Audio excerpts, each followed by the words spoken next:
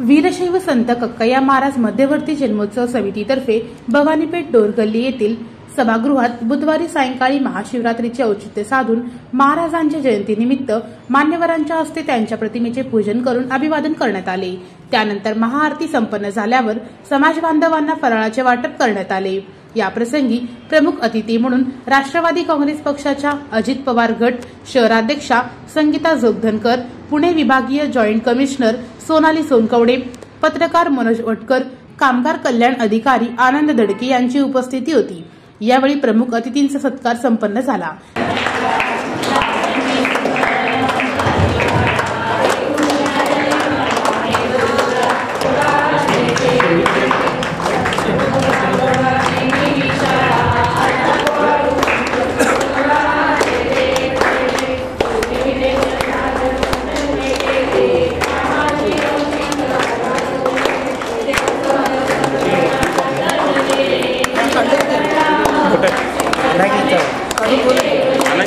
कार्यक्रमाप्रसंगी सभागृहात मंगलमय वातावरण पसरले होते। समाजाच्या सर्वांगीण प्रगतीसाठी महिलांनी स्वतः सुशिक्षित बनण्याची गरज आहे, असे प्रतिपादन राष्ट्रवादी काँग्रेस पक्षाच्या अजित पवार गट शहराध्यक्षा संगीता जोगधनकर यांनी आपल्या मनोगतातून व्यक्त केले। प्रशिक्षण घेते तर तुम्हाला महिलांना कोणाला यायचं तर माझ्या ऑफिस आहे, तर आता ते सप्ताहाचं प्रशिक्षण असेल आपल्याला रांगोळी, मेहंदी, नथ कशी बनवायची, हस्ताक्षर अशा आहेत। परत स्किनचे डॉक्टर येणार आहेत, तर तुम्हाला कोणा महिलांना प्रशिक्षण घ्यायचं असेल तर तुम्ही येऊन घेऊ शकता आणि 8 तारखेला आपण त्याचा बक्षीस कार्यक्रम करणार आहोत। कार्यक्रमात महिलांची उपस्थिती लक्षणीय होती। आजच्या आधुनिक जगात समाजाने आपल्या पाल्यांना शिक्षित बनवून त्याद्वारे समाजाची प्रगती साधावी, असे आवाहन पुणे विभागीय जॉईंट कमिशनर सोनाली सोनकवडे यांनी आपल्या भाषणातून केले। ज्यांच्या समाजाच्या नावाने आम्ही ओळखले जातो, आमच्या सर्व्हिसेसमध्ये जिथे जातो तिथे समाजाच्या विविध कार्यक्रमांना मी नेहमी उपस्थित असण्याचा प्रयत्न करते। मुंबई पुण्यामध्ये असताना सोलापुरात हे माझं पहिलंच वर्ष आहे। कक्कय्या महाराजांच्या जयंती निमित्त मला माझ्या हस्ते पूजा पण पहिल्यांदाच असं करत आहे, कारण मुंबई पुण्यामध्ये आम्ही असतो ना, तर आपल्या मुलाची आम्ही सेलिब्रेट नसतो।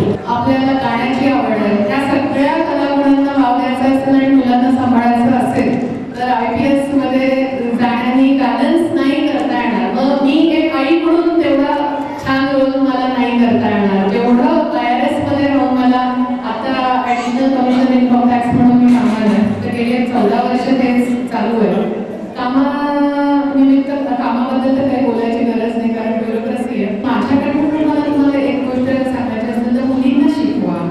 संत कक्कय्या महाराजांबद्दल मी विकिपीडियामध्ये आज इथे कार्यक्रमाला यायच्या वेळी शोधायचा प्रयत्न करत होते की जगभरामध्ये काय त्यांच्याबद्दल वाचलं जातं। विकिपीडिया किंवा गुगल करून बघितलं, पण काही नाही मिळालं। बसवेश्वरांबद्दल काहीतरी आर्टिकल मिळाले, त्याच्यामध्ये एखादा वाक्याचा मेन्शन मिळाला, मला एक वाक्य मिळालं। त्यामुळे हे जे पुस्तक आणि लिटरेचर त्याला खरंच खूप महत्त्व आहे आणि ते आपण जपायला पाहिजे। कार्यक्रमाचे सूत्रसंचालन महेश सोनवणे यांनी तर आभार प्रदर्शन शिवकुमार उर्फ बापू शिंदे यांनी केले। समाजाला आज वीरशैव संत कक्कय्या महाराज यांच्या सुधारणावादी विचारांची गरज असल्याचे मत पत्रकार मनोज वटकर यांनी आपल्या मार्गदर्शनपर भाषणातून व्यक्त केले। आपल्या समाजामध्ये प्रत्येकाच्या घरात पोहोचवली गेली पाहिजे, प्रत्येकाने त्या संदर्भात अभ्यास केला पाहिजे, म्हणजे मग संत कक्कय्या महाराजांचं जे कार्य आहे, कर्तृत्व आहे ते आपल्या सगळ्यांना समजेल। ते खूप अलौकिक असं कार्य आहे त्या काळात। जरी व्यवसायाने कामाने ते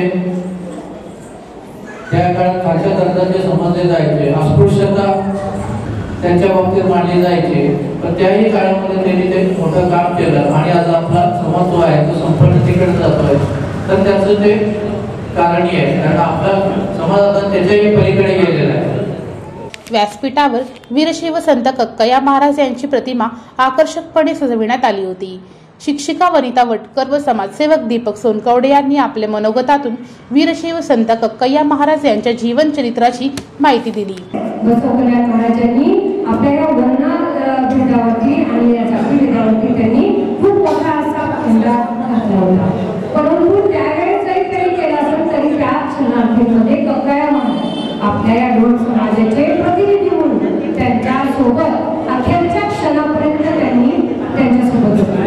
तसेच त्या काळी आंतरजातीय विवाह देखील त्यांनी घडवून आणला. म्हणजे समाजातल्या रूढी परंपराच आपण निघून जर राहिलो तर समाज पुढे जाणार नाही हे त्यावेळेस त्यांनी आपल्या समाजाला दाखवून दिलं होतं.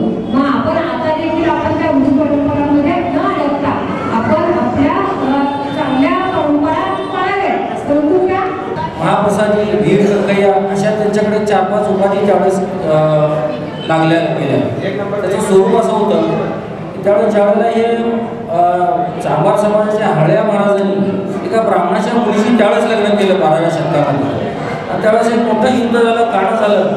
त्यावेळेमध्ये अशी परिस्थिती निर्माण झाली की काय करावं काय नाही असं कळत नव्हतं. सर्व जे भिचड राजा होते त्या एक कासावी सुरू गेले बाबा यांना काय करावं काय नाही सुरुवात झाली त्यावेळेस. आणि त्यावेळेस मग ते सरसेनापती म्हणून बसवेश्वर महाराजांनी काय केलं, कक्कया महाराजांची नेमणूक केली. आणि कक्कया महाराज ते सरसेनापती म्हणून ज्यावेळेला लढायला सुरुवात केली तर ते कक्कयापर्यंत लढत आली. ते हुबळीपासून ते पार कक्कयापर्यंत ही लढाई चालू झाली. आणि बरेच वर्ष त्यावेळेस ते चालू होतं. त्या ठिकाणी कक्कया महाराज हे कक्कया इथं धारातीर्थी पडले आणि आज तिथं सुद्धा त्यांची समाधी आहे. कार्यक्रमाच्या शेवटी शिवलीला अमृत ग्रंथाचे वाचन करण्यात आले. या प्रसंगी समाज बांधव बहुसंख्येने उपस्थित होते.